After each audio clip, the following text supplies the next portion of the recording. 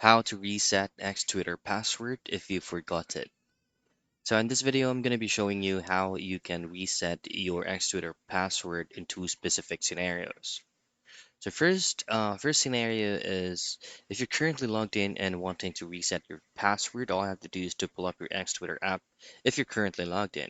At the top left, open up your profile picture that will redirect you into your account tab. And then from here, just simply scroll all the way down, choose on settings and support, and choose on settings and privacy. Now, choose your account, and this is basically where you can change or reset your password. Now, second scenario, if you already logged out your X Twitter account from the application, then you might need to use any web browser available on your phone. Then from the browser, just type in X Twitter recovery and then scroll down just a little bit and then just simply choose on X Help Center forgot password. And here just simply fill out this necessary form that you forgot your password and choose on how did you sign up for your account if it's going to be for email address or phone number and hit on submit.